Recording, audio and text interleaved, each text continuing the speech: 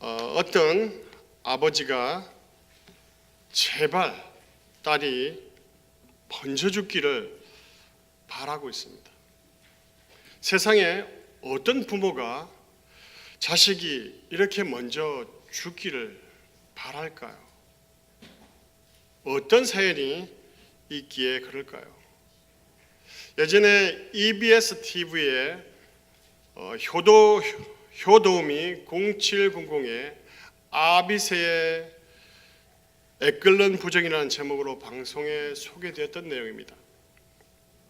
71세의 이 고은봉 할아버지는 현재 뇌병변 장애 지체 1급의 중증 장애를 앓고 있는 딸인 41세의 고영희 씨를 이렇게 보듬으며 살고 있습니다.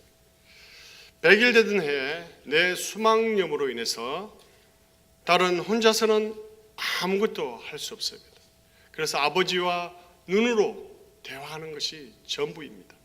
또한 딸의 목욕은 물론이고 때마다 아버지가 밥을 씹어서 그 딸에게 넣어줘야지만이 먹을 수 있습니다.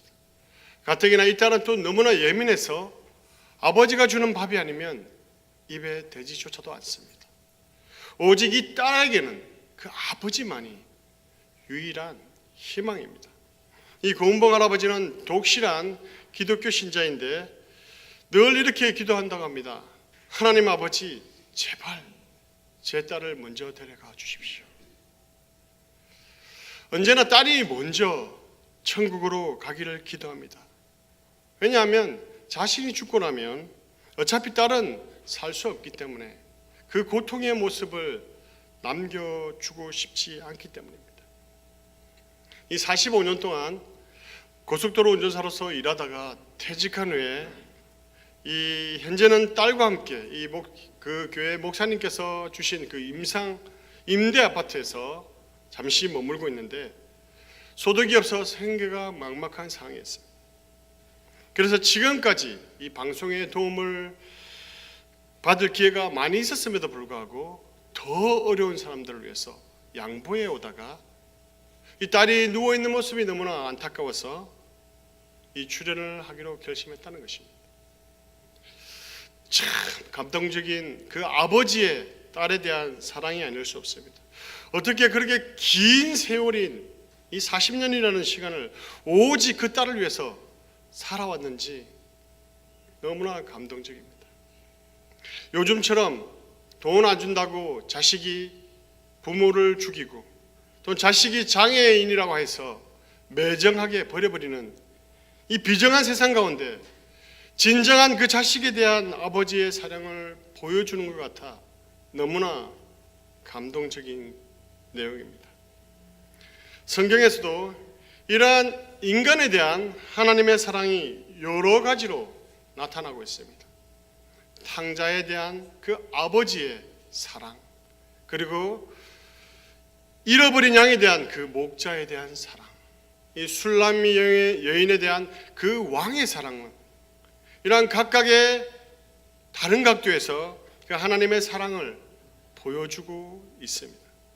그런데 오늘 본문은 이것들과는 또 다른 측면에서의 그 하나님 아버지의 그 사랑을 보여주고 있습니다. 과연 하나님의 그 사랑이 어떤 사랑일까요? 1절을 한번 보겠는데요. 같이 한번 읽었으면 좋겠습니다. 1절입니다. 찾으셨나요?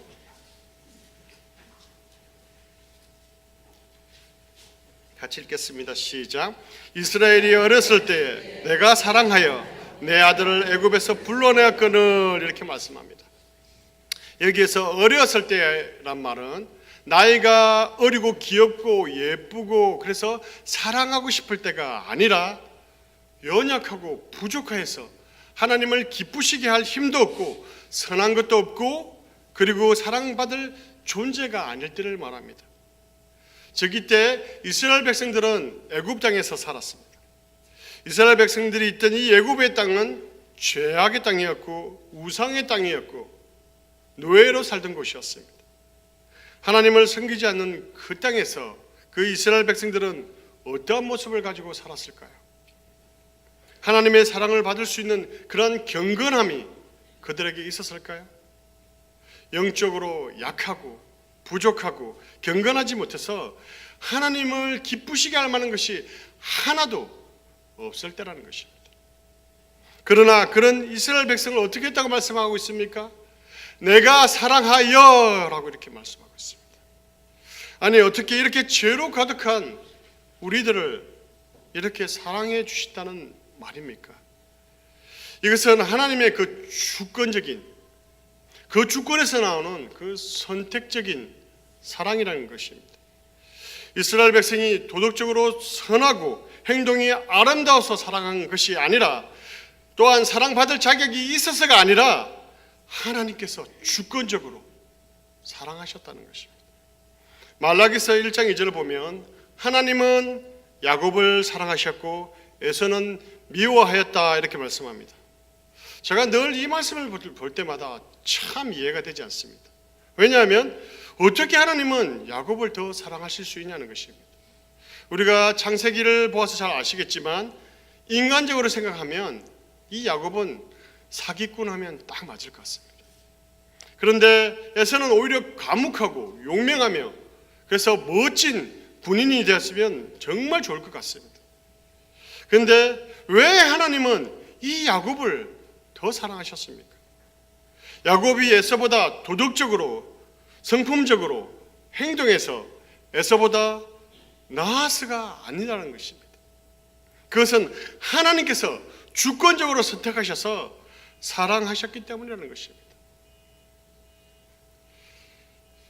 나 같은 자가 지금 교회에 나와서 이렇게 예배드리고 또 목사가 되고 장로가 되고 권사가 되고 집사가 되고 과연 나의 과거의 그 모습을 본다면 이 일이 가능한 일일까요? 세상에는요, 나보다, 우리보다, 저보다 더 성격 좋은 사람 많고요, 더 착하고 더 똑똑하고 더 잘난 사람 얼마나 많은데 나 같은 자를 그리스도인 되게 하셔서 주님을 섬기고 예배하게 할 수 있냐는 말입니다. 오직 그것은 그 하나님의 주권적인 사랑 때문입니다. 그래서 우리는 뭐라고 말할 수 없다는 것입니다. 우리는 왜 하나님께서 에서보다 야곱을 더 사랑했는지 관하여 가타부타 이야기할 수 없다는 것입니다. 그러한 자격이 없다는 것입니다. 단지 하나님의 그 사랑해 주심에 감사할 따름이라는 것입니다. 하나님의 그 선택에 감사해야 한다는 것입니다. 사랑받아야 할 자격이 없고 선택받을 자격도 없는 우리를 사랑해 주신 그 하나님께 감사해야 한다는 것입니다. 하나님은 야곱과 같은 사랑받을 자격도 없는 우리를 사랑하여 주신 것입니다. 이 얼마나 감격적인 말씀입니까? 이 얼마나 놀라운 말씀입니까? 이어서 또 그 감격적인 말씀이 이어서 나오는데 우리를 아들이라 이렇게 부르고 있습니다. 부모와의 자식과의 관계의 의미가 무엇입니까? 내가 가진 모든 거 너 거야. 너는 나의 분신이야, 이런 뜻이 아닙니까? 나는 너의 든든한 백이야, 안식처이며 내가 도움을 필요로 할 때는 내가 모든 것을 제쳐놓고 너에게 달려가서 도와줄 것이다. 내가 힘들고 고독하고 슬플 때, 절망 가운데 있을 때 내가 너와 함께 있을 것이다, 이 뜻이 아닙니까? 우리를 사랑해 주신 것만도 너무나 감사한데 우리를 아들로, 자녀로 삼아주신 그 은혜 너무나 감사하지 않을 수 없을 것입니다. 아비새의 그 애끓는 사랑, 자식이기에 밥조차 손으로 먹지 못하는 장애 아이지만, 아니 다른 사람 같았으면 이미 버렸을지 모를 그 딸을 이 40년이 넘도록 포기하지 않고 온갖 사랑으로 키워왔던 그 아버지, 그분이 바로 우리의 하나님 아버지이십니다. 사랑하는 성도 여러분, 바로 그 하나님 아버지가 우리를 사랑하십니다. 그런데요, 하나님의 이러한 사랑을 받은 이스라엘 모습이 지금 어떠합니까? 2절을 한번 같이 보겠습니다. 2절 보시면 선지자들이 저희를 부를수록 저희가 점점 멀리하고 바알들에게 죄사하며 아로새긴 우상 앞에서 분향하였느니라 이렇게 말씀합니다. 7절에 보면 내 백성이 결심하고 내게서 물러가나니 비록 저희를 불러 위에 계신 자에게 돌아오라 할지라도 일어나는 자가 하나도 없다 이렇게 말씀합니다.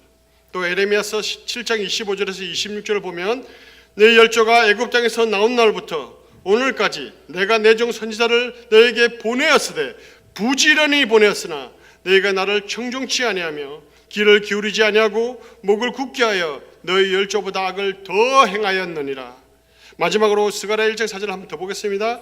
너희 열조를 본받지 말라. 옛 선지자들이 그들에게 외쳐가로되 만군의 여호와께서 말씀하시기를 너희가 악한 길 악한 행실을 떠나서 돌아오라 하였으나 그들이 듣지 않고 내게 귀를 기울이지 아니하였느니라. 나 여호와의 말이니라. 여러분, 이스라엘 이 백성들의 모습을 보면서 어떤 마음이 드십니까? 아니 어쩌면 저렇게 저들이 이렇게 배신적일 수 있습니까? 배은망덕도 유분수지 하나님의 그 상을 잃어버리고 배신하여 이방신을 숭배하고 그곳에 제사 드릴 수 있단 말입니까? 그 우상을 사랑하며 또 어떻게 그들을 쫓아갈 수 있단 말입니까? 아니 어떻게 저럴 수 있습니까? 그런데 이 이스라엘의 모습이요 우리의 모습이 아닙니까? 우리도 이스라엘 백성과 똑같이 살아가고 있지 않습니까? 이제 좀 살만하니까 이제 조금 모든 것이 잘 풀려가는 것 같으니까 모든 것이 자기의 계획대로 되어 가니까 하나님이 아니라 세상을 향하고 있지 않습니까? 오히려 주님을 더욱 의지하고 사랑하며 나아가야 하는데 오히려 돈을 의지하고 세상을 의지하고 나의 능력과 힘을 의지하고 있지 않습니까? 하나님의 뜻은 어디 가고 없고 나의 욕심과 자신의 생각만으로 가득 차 있지 않습니까? 회개는 하지만 진정한 회개가 아니라 변화없는 이런 형식적인 회개 속에 있지 않습니까? 회개는 3단계로 나누어집니다. 첫 번째는 죄를 깨닫는 단계입니다. 두 번째 단계는 그 죄에서 돌아서는 단계입니다. 세 번째 단계는 그 죄에서 반대를 향하여 열심히 달려가는 이것이 세 번째 단계. 이게 진정한 회개일 것입니다. 그러나 우리의 회개는 단지 깨닫는 것에 멈춰 있지 않습니까? 진정한 그 하나님과의 깊은 만남 가운데 교제가 여러분 삶 속에 넘쳐나십니까? 아니면 여러분이 처음 주님을 만났을 때 그 뜨거운 사랑이 여러분 속에 아직도 있으십니까? 사랑하는 성도 여러분, 하나님의 그 사랑 앞으로 돌아가십시오. 너희는 옷을 찢지 말고 마음을 찢고 너희 하나님께로 돌아오라는 요엘서의 말씀처럼 형식적인 돌아감의 형식적인 회개가 아니라 진정한 회개가 일어나서 하나님과의 그 뜨거운 사랑을 나누는 그런 뜨거운 사랑을 회복하는 여러분 되시기를 간절히 축원합니다. 그런데 우리가 기가 막히지 않을 수 없는 그리고 눈물 흘리지 않을 수 없는 것은 그 다음 절에 나오는 3절의 내용입니다. 그러나 내가 에브라임에게 걸음을 가르치고 내 팔로 안을지라도 내가 저희를 고치는 줄을 저희가 알지 못하였도다. 하나님이 이렇게 죄악 가운데 있는 우리를 사랑하시고 함께 동행해 주시고 우리가 나아갈 길을 인도해 주시고 아파서 좌절하고 넘어져 있을 때 같이 아파하시고 고쳐주시고 위로해 주셨고 우리가 고민 가운데 있을 때 같이 고민해 주셨고 어려운 문제에 힘들어하고 있을 때 안타까운 마음으로 보셨다는 것입니다. 제가 설교를 준비하면서 한 유튜브의 동영상을 보았습니다. 이미 보신 분도 계실지 모르겠는데 세상에서 가장 행복한 사내 닉 부이치치라는 내용이었습니다. 영상의 처음 시작을 보면 아주 잘생기고 밝은 얼굴의 모습의 한 사람이 나타납니다. 안녕하세요. 제 이름은 닉 부이치치입니다. 저는 전 세계를 여행하고 있습니다. 그리고 낚시도 좋아하고요. 골프도 좋아하고 수영도 좋아합니다. 저는 제 삶을 즐기고 있습니다. 저는 행복합니다. 이렇게 이야기가 시작되다가 카메라가 뒤로 쫙 물어납니다. 그러면 지금 화면에 보이시는 저 모습이 보일 것입니다. 어떻습니까? 제가 저 모습을 보면서 정말 마음에 표현할 수 없는 감정이 교차되었습니다. 왜냐하면 팔과 다리가 없는 큼직한 머리와 몸뚱이만 의자 위에 있었기 때문입니다.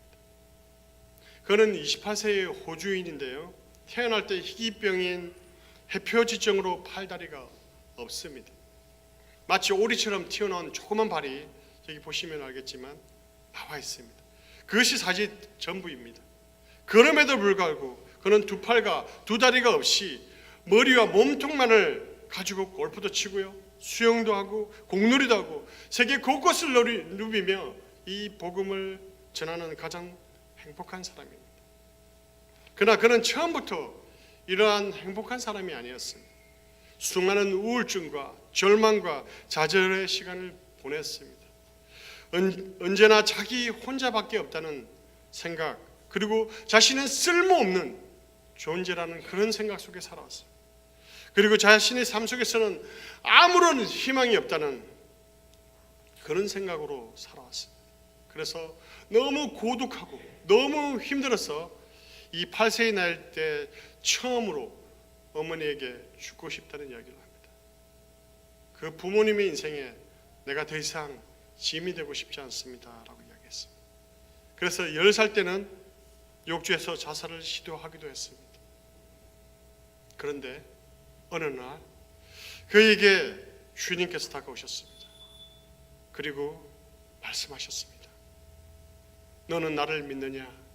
내가 너를 얼마나 사랑하는지, 너가 그렇게 고통스러워하고 힘들어할 때 나도 너와 함께 힘들어하며 눈물 흘리고 있단다. 아들아, 나는 언제나 너와 함께 있단다. 나는 너를 향한 놀라운 계획을 가지고 있단다. 나는 너를 포기하지 않았단다. 그렇습니다. 하나님께서 우리가 고난으로 인하여 힘들고 지쳐 절망하고 있을 때, 심지어는 죽고 싶은 마음이 있을 때 우리와 함께 계십니다. 그런데 우리는 결정적으로 그 은혜에 대해서 전혀 깨닫거나 알지 못했다는 것입니다. 호시아를 바라보면서 여러분 어떤 마음이 드십니까? 이 아내인 고멜이 자신을 버리고 도망가 버립니다. 그래서 또 다시 가서 용서하고 그 고멜을 데려옵니다. 그런데 또 다른 남자에게 도망갑니다. 저 같으면 쫓아가서 했을 것 같습니다. 그러나 호세아는 하나님의 명령에 따라 또 대가를 지불하고 가서 데려옵니다. 도망가면 또 데려옵니다. 도망가면 또 데려옵니다. 도망가면 또 데려옵니다. 과연 이게 어떻게 가능한 일일까요? 이것이 보여주는 의미가 무엇입니까? 이게 상징하는 것이 무엇입니까? 이것은 엄난한 이스라엘에 대한 그 하나님의 처절한 사랑을 대신 보여주시는 것입니다.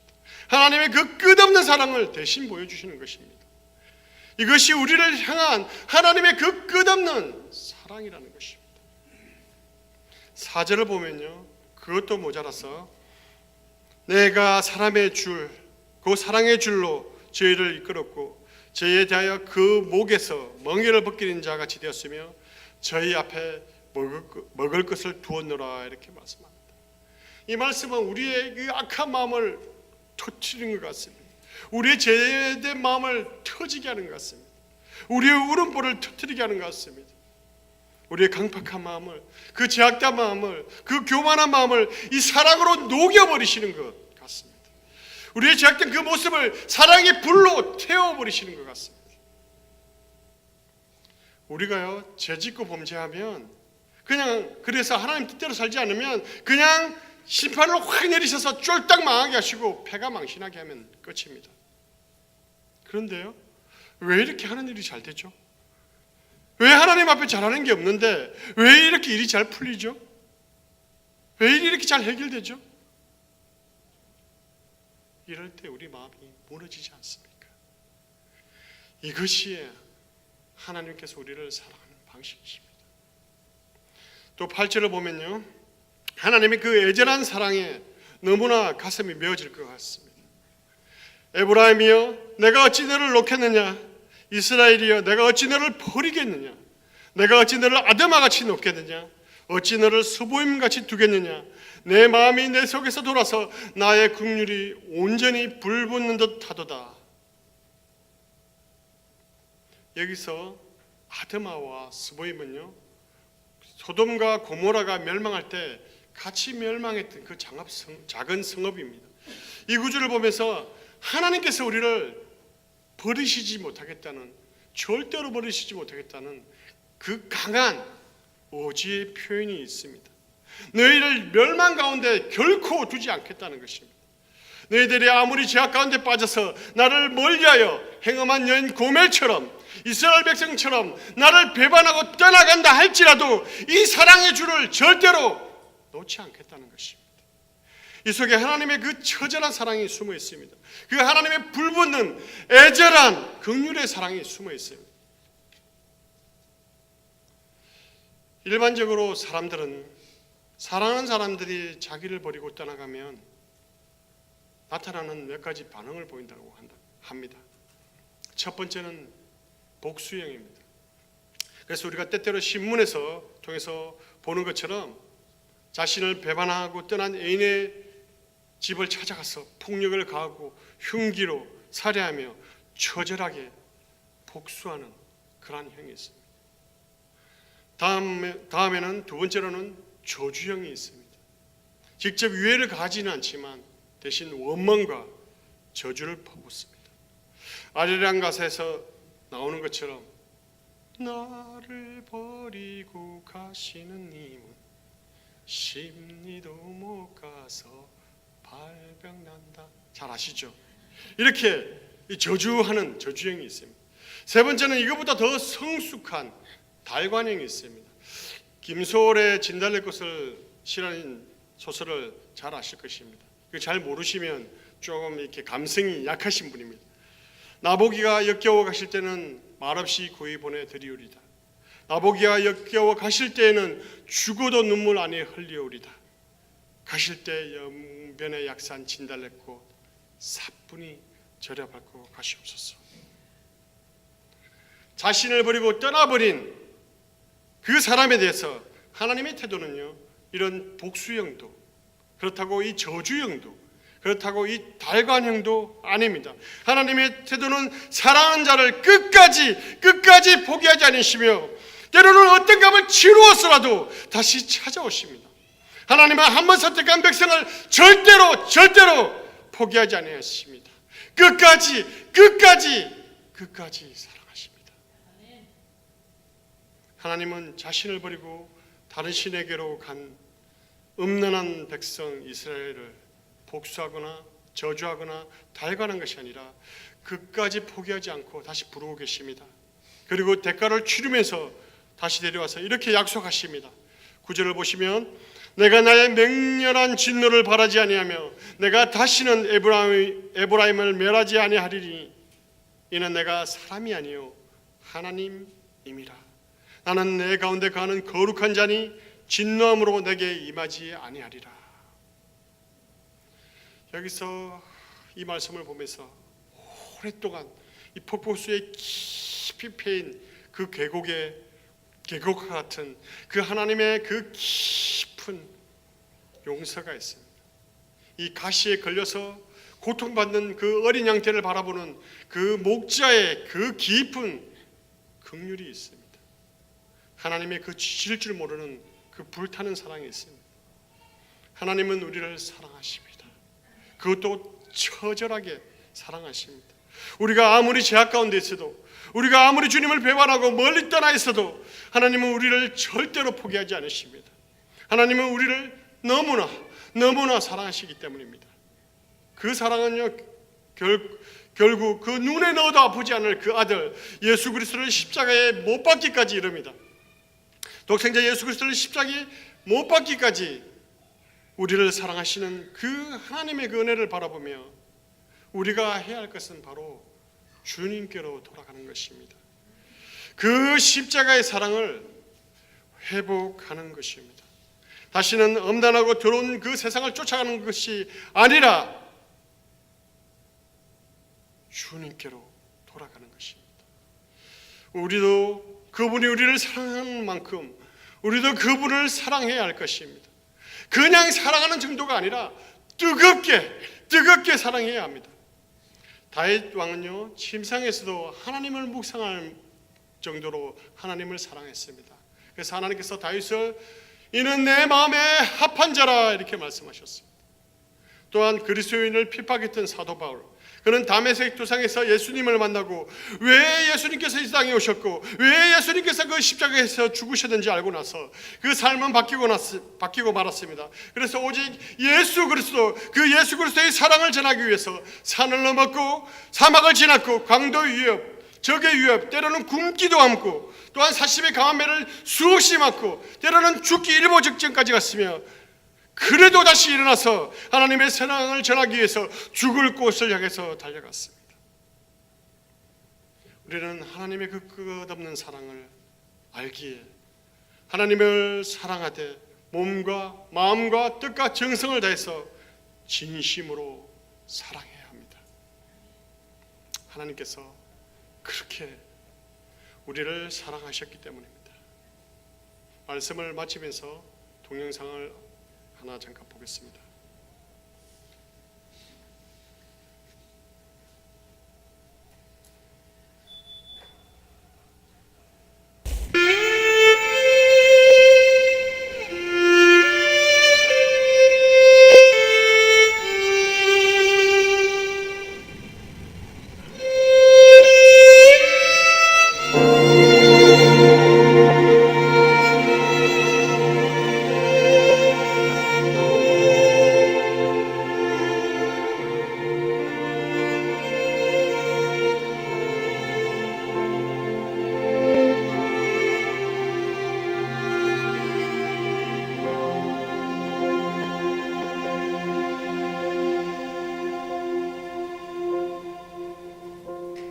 When I am down and oh my soul so weary, when troubles come and my heart burden be, and I am still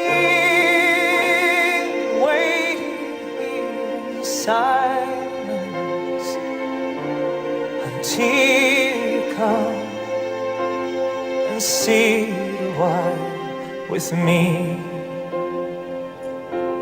You raise me up so I can stand on mountains. You raise me up to walk on stormy seas, and I'm strong shoulders. You raise me up to more than I can be.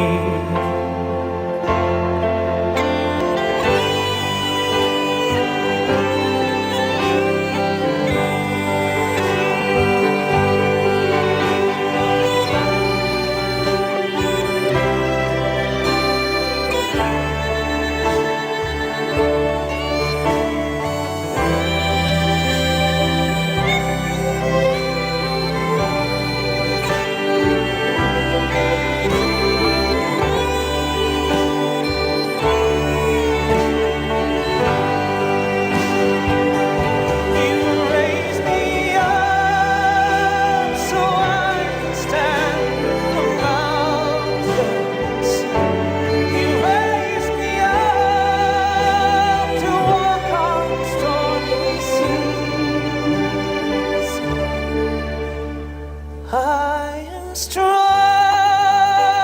when I am on your shoulders.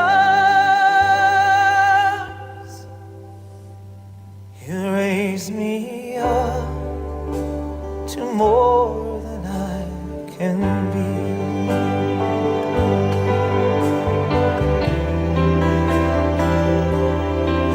is no life without its hunger. Each restless heart beats so perfectly. But when you come, I feel with wonder. Sometimes I think I glimpse eternity.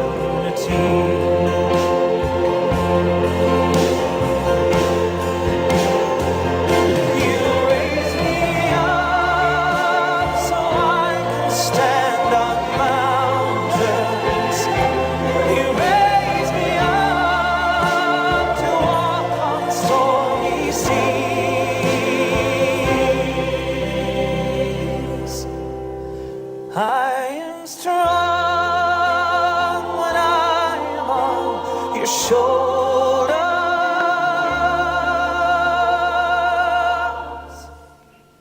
You raise me up to more than I can be.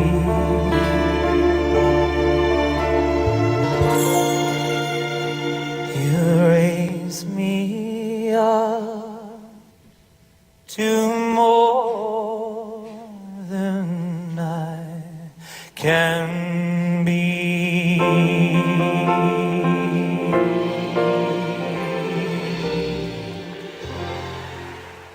사랑하는 성도 여러분, 하나님은 여러분을 사랑하십니다. 그것도 뜨겁게 사랑하십니다. 여러분의 어떠한 상황, 어떠한 조건, 환경, 열심, 지위 때문이 아니라 아무 조건 없이 주권적으로 사랑하십니다.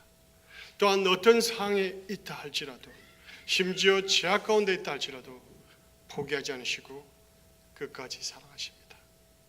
오늘 이 시간 그 하나님의 사랑을 깨닫고 하나님께서로 돌아오는 귀한 축복의 시간 되시기를 간절히 축원합니다. 기도하시겠습니다.